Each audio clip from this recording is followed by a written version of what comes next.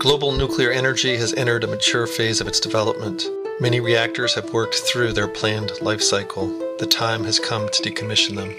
Of the more than 400 energy blocks of nuclear power plants operating in the world, 1/4 have already come to the end of their useful life cycle. In the coming years, the decommissioning of nuclear power plants will become all the more urgent. Regardless of how long their closing is postponed, their decommissioning will still have to be done. Decommissioning is associated with a number of socio-environmental, economic, technological, and moral problems. It is therefore critical that in the interest of the international community and of each nuclear nation, that this process be as transparent as possible.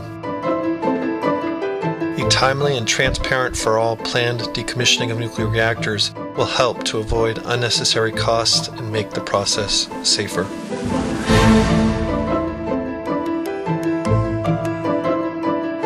Ideally, each station will be disassembled to a greenfield stage with unlimited usage.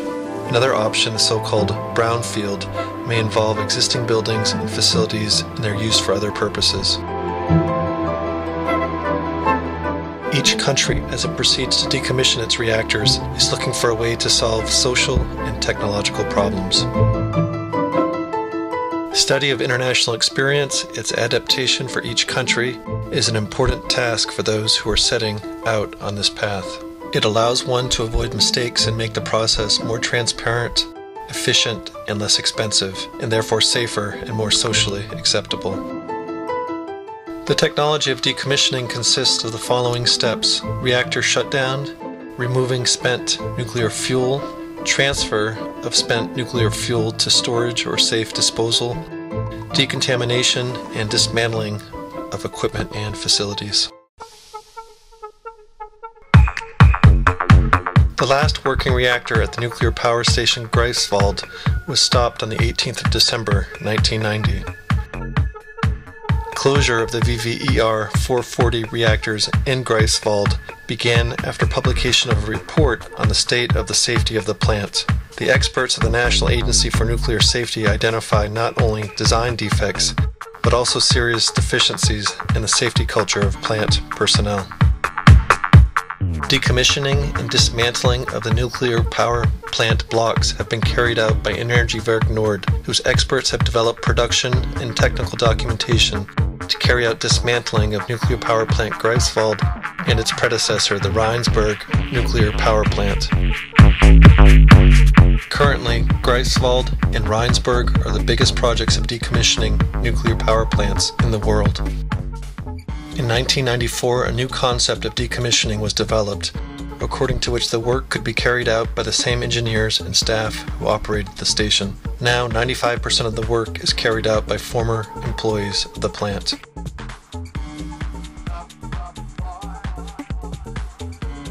When the first nuclear power plant was created, it was thought that when the time comes to close it, it would be advisable to wait 50 years until the time when many radionuclides will have decayed. And after that, it would be less expensive and safer to disassemble the structure and dismantle and bury the equipment with residual radioactivity.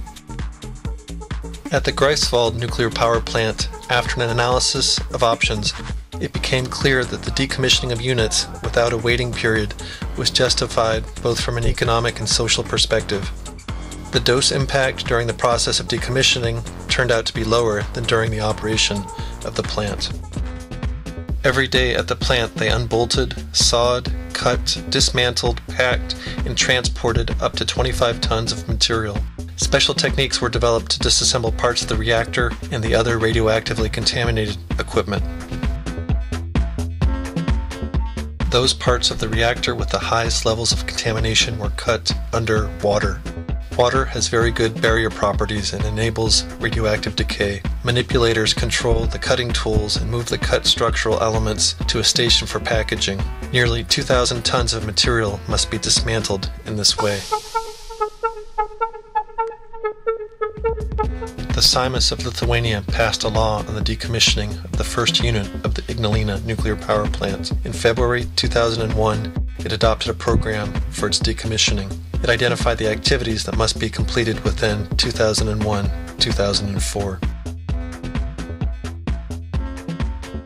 In many countries, regular payments are made to a fund for decommissioning as soon as nuclear power plants begin to operate.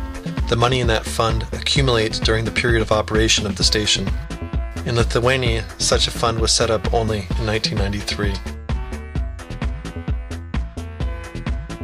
Each year, the Finance Ministry of Lithuania reviews and approves the plan for decommissioning of Block 1 of Ignalina nuclear power plant.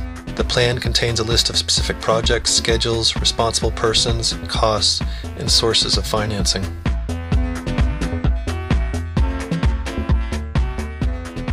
The Lithuanian government decided that the Ignalina nuclear power plant was to be decommissioned by dismantling in the shorter term after closure.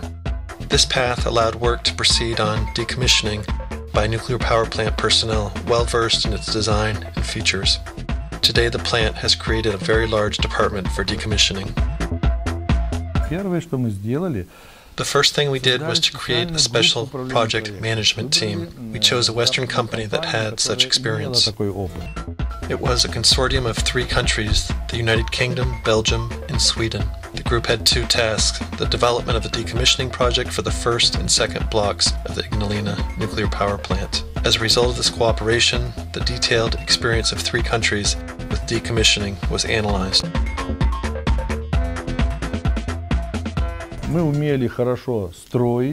We knew how to build well, launch a nuclear power plant, operate it, and now we are closing them. We are doing this for the first time. It's like a person's life. He is born, educated, grows up, marries, works, and dies. It's the same cycle with a nuclear power plant. On the 31st of December 2004, the first block was shut down. A new phase of the shutdown reactor had begun. It still contains nuclear fuel. It is essential to ensure safety, maintenance of the water and chemical system, ventilation, and radiation monitoring.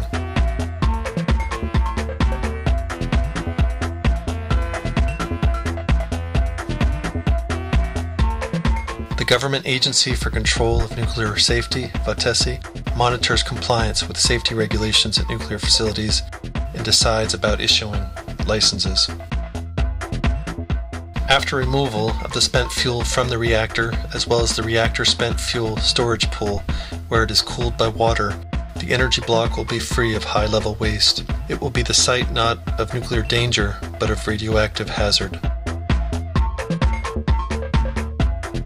The energy block will have to go through a procedure of decontamination, cleaning, and then dismantling of equipment, with the exception of the reactor vessel.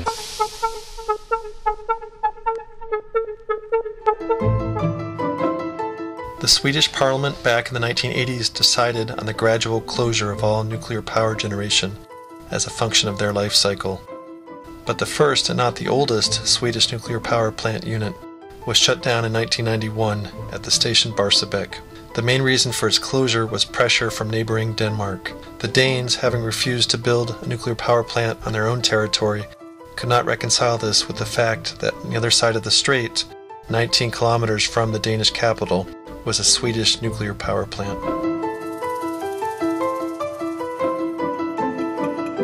On the 31st of May 2005, the second and last block of the Swedish station Barsebäck was closed. After the closure of the plant, all fuel assemblies were removed from the reactor core and placed in a temporary storage for spent nuclear fuel.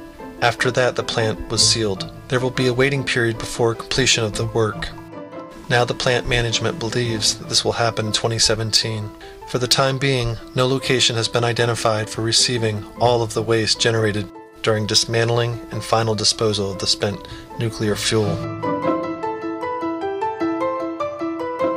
In addition to the technological solutions, decommissioning requires taking care of solving social problems of those personnel who will lose their jobs with plant closure. This is one of the more important and challenging tasks. We can delineate the following parts of the social program of nuclear power plant decommissioning. 1. Retraining and new employment for workers from the decommissioned nuclear power plants. 2. Restructuring of the management of nuclear power plants through the transformation of certain divisions of the plants into independent enterprises. 3. Compensation and benefits to dismissed employees. And 4. Creation of alternative employment in new businesses in the town or city of the nuclear power plant. The closing of Greifswald nuclear power plant took place in a complex social political situation. The unification of Germany had just taken place. In Eastern Germany, industry had almost stopped since it could not compete with the Western German manufacturers. Unemployment grew. The government of unified Germany took active measures to mitigate the socio-economic impact of the closing of the station. The structure of the nuclear power plant included many support units, ranging from repair shops and ending with the cafeteria. Employees of the station, which closed overnight, were little prepared for the market economy. The number of employees at the time of the decision to close the nuclear power plant was 5,400. An enterprise management system with special projects was created in order to mitigate the social impacts. Programs were developed for the training and retraining of workers, as well as programs for layoffs and payment of benefits. After a plan for resolving the social problems was prepared, each plant worker knew whether he would continue to work at the plant or be dismissed. All employees of the company were divided into two groups, those who would still work at the plant and those who would be let go. The division was made according to the principle that those who would be able to find a job more readily would be dismissed more quickly, and those least prepared for finding new employment would be left at the plant. In order to determine which employee belonged to which category, a scoring system was developed. For example, for seniority, an employee received 2 points. For a child in the family, 4 points. For 2 children, 5 points. For 3 children, 6 points. For age, those over 45 received 2 points. For disability, 1 point. For marital status, 2 points. Those workers who obtained the lowest score were the first to be let go. As a result of this policy, during the first years after the closure, the nuclear power plant drastically reduced the number of employees under the age of 40.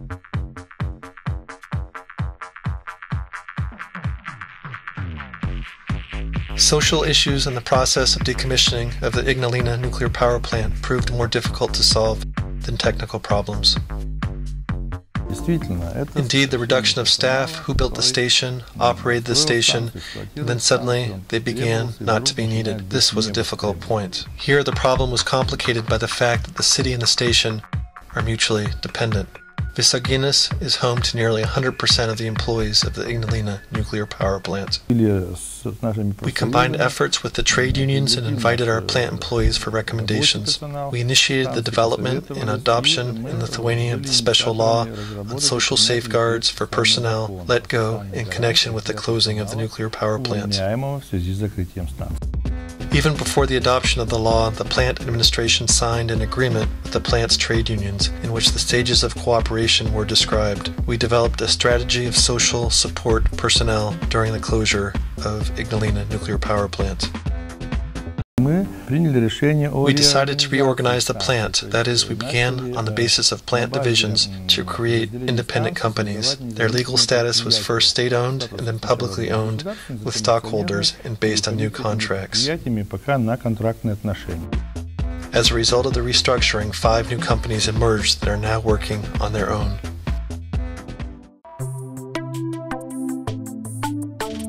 For Sweden, the social problem was not so relevant. Plant employees numbered about 400 to 500 people, and Sweden is not a large country. Those who lost their jobs at one plant could rather easily find them at another plant.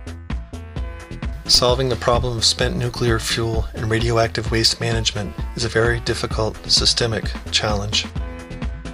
Our existing world experience does not provide for a guaranteed safe solution to this problem. At this stage of development, we can offer the following solutions. 1. Creating long-term storage of radioactive waste and spent nuclear fuel. 2. Sorting of waste by degree of contamination. 3. 3. Deployment of nuclear and radioactive waste in dry cask containers at the site of long-term storage. 4. Monitoring of the waste over an extended time and the search for socially and environmentally acceptable technologies for the reprocessing or disposal.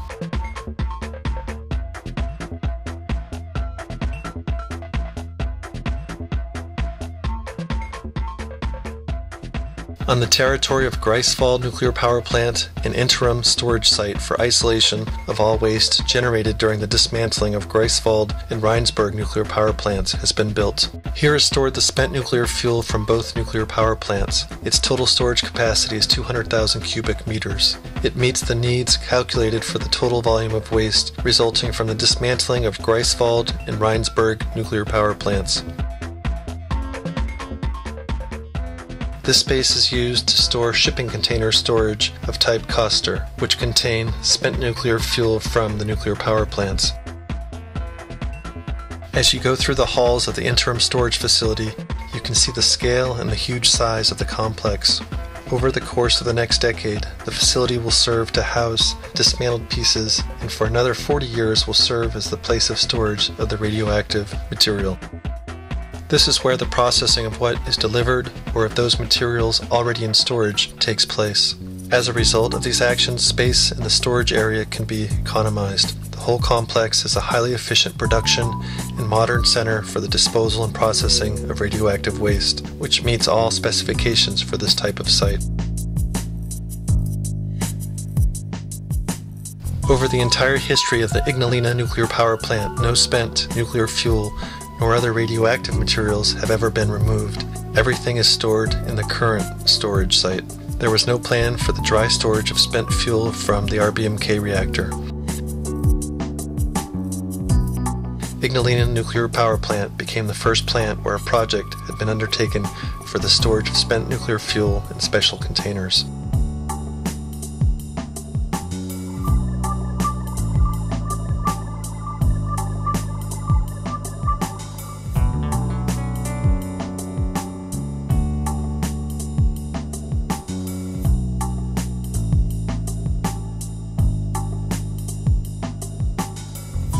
At the moment in Sweden, granite galleries at a depth of 150 meters are being constructed and filled with radioactive waste. The decision has been made to dispose of spent nuclear fuel at a depth of 500 meters. There are 2 alternative sites. The final choice of sites is taking place. After filling both storage sites, it is expected that they will be filled with rock and turned into repositories.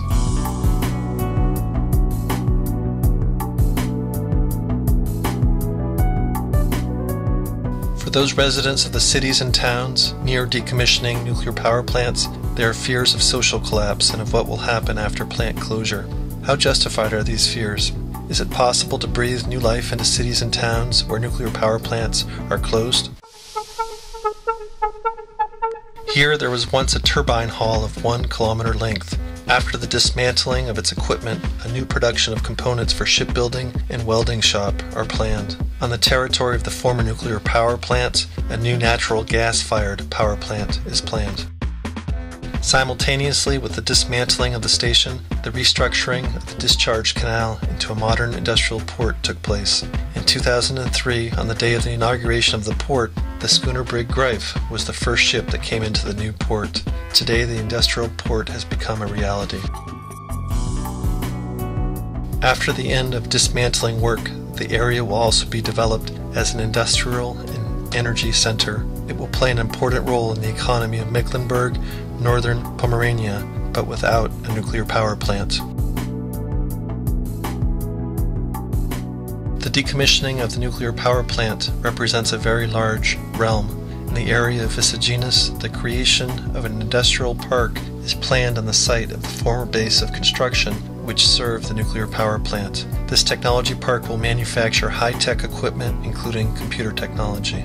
No matter how the residents of Visaginas evaluate the closure of the nuclear power plant, they understand that a new approach is now needed and will require the same skill and responsibility as that of operation of the nuclear power plant. If we want the public to continue to recognize nuclear power, we have to show that public that we can not only build and operate nuclear power plants safely, but that we know how to close them safely. No one will fly on an airplane if it can only fly but not land. It's a simple principle.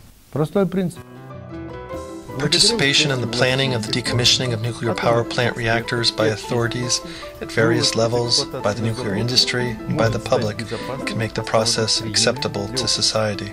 For example, in Germany, at the level of the government land, Mecklenburg-Vorpommern, a public council was established to discuss and inform the public about the problems encountered during the decommissioning of Greifswald nuclear power plant and possible ways to overcome them. The council has emerged as a tool to resolve conflicts that arise and for cooperation between participants in the process.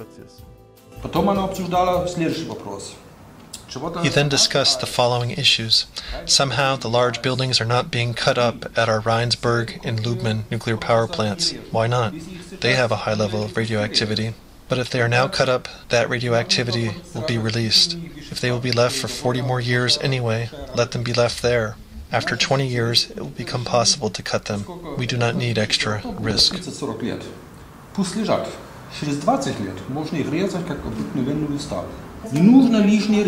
Decommissioning of nuclear power plants is an inevitable, natural, and necessary process in the life cycle of the nuclear power plant. Our accumulated world experience of decommissioning shows the need for a timely and transparent planning process.